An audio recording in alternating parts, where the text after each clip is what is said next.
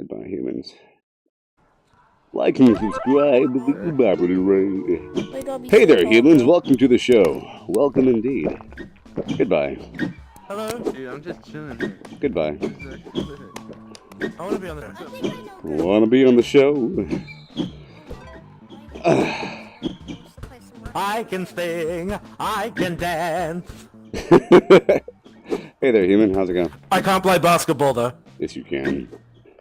Well, well, the way that you can is by you keep on doing it until you can. And that's how you learn. And I think we're all equally capable of learning anything. It's just about time and dedication, devotion of your will to that practice, and then you learn through failure. Over time, you become a master on anything. And any master, they're only masters because they've been doing it for a long time, or it's because that's all they knew, or they have a certain unique perspective coming into it. But besides that, there's no one magical. Are you actually that tall, Gerby? What'd you say? What about low self-esteem? Well, that's the problem. Everybody has low self-esteem. The goal is to have high self-esteem, and then you're good to go.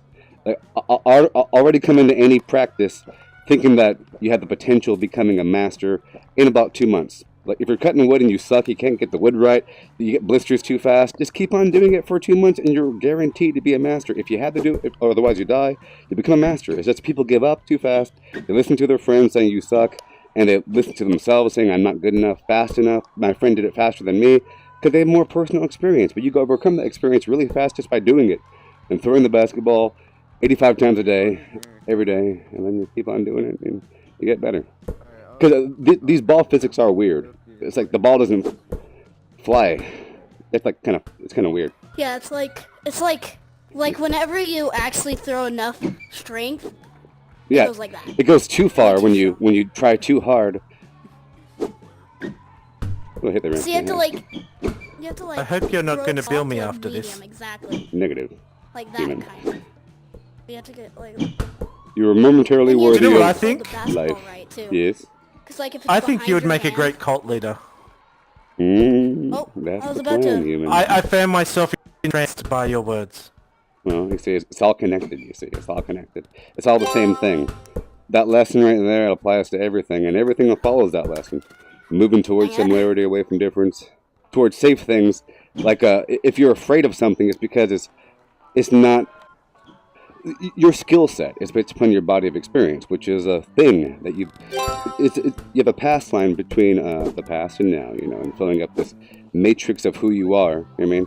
And then when you match that with your environment, you say, I'm compatible with this skill set, and I don't know how to do that. That's weird and scary. It may damage my system. It may damage what I know. It may alter me. I may die. So you end up being afraid of certain things.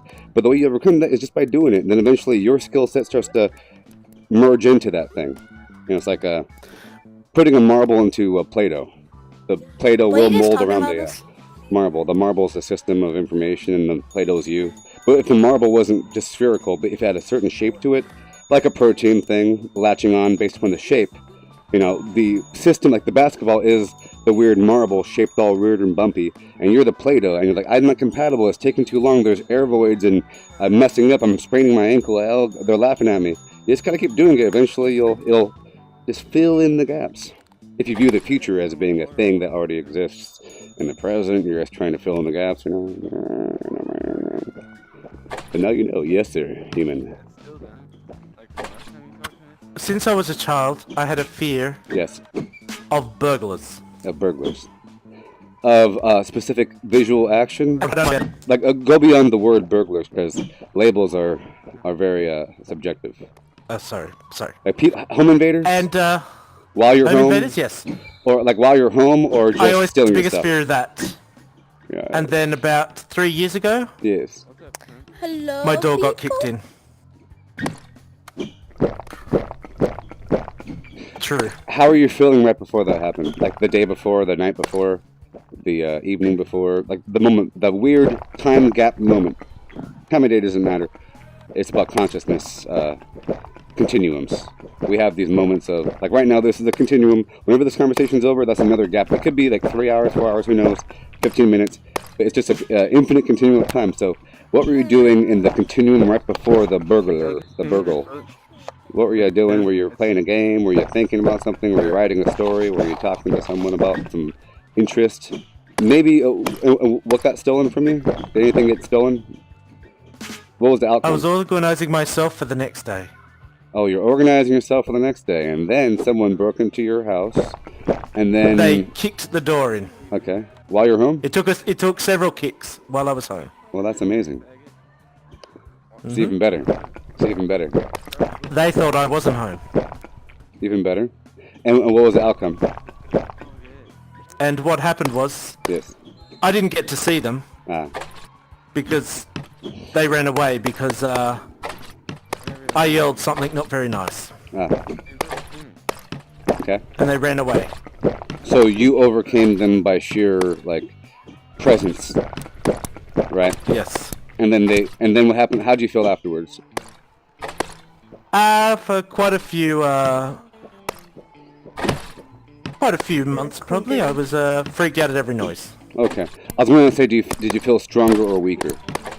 So you felt Look, like... there's a lot more to this story if you want me to go deep. Well, Okay. it all depends. These people, these two guys, were wanted the previous day for armed robbery of a post office. Okay. The day after that, Even better. they broke into my house. They knew it was they knew it by the getaway, by their vehicle. The neighbors reported the vehicle to the police. Well, that's even better. So that makes it more special. So they were armed. Yeah. So, okay, think of it in terms of like, if this is a book, you know what I mean? A probability, because I think it's all like a book, you know? So like, it's a relatively famous event. They could have chosen any house. If it was like a random person kicking in your door, that's you know, happenstance. But a famous thing, they choose your house, and they're armed. It's like, let's say that you scared them away, but they were armed as well. But you scared them away. That's even more special, you know, the special layers.